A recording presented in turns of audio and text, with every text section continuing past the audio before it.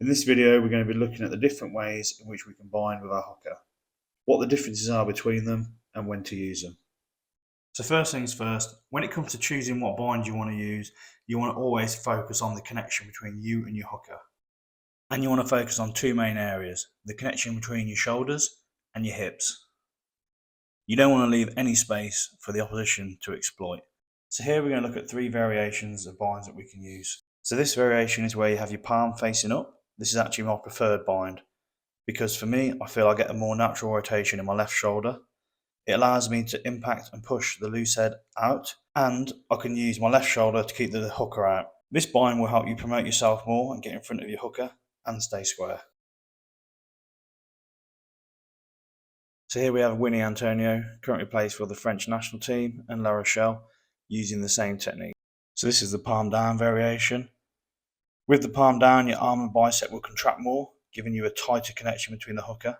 But because of this, you'll naturally take that slight angle into the hole between the hooker and the loose head.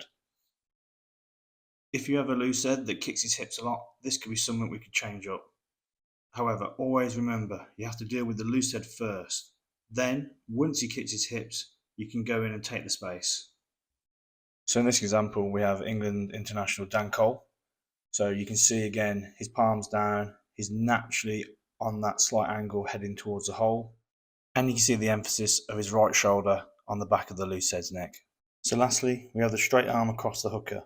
This gives the strongest connection with your hooker, and this bind will help you stay square, but it will restrict your ability to push the loose head out at 1 o'clock. However, if you want to work as a pack and all go together, as long as you can weather the pressure from the loose head, this is a good option.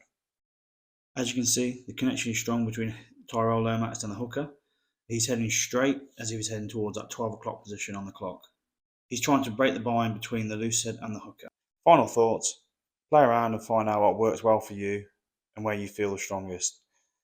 Obviously, depending on what your team's objective at the scrum is, you might want to change your bind to focus on those objectives.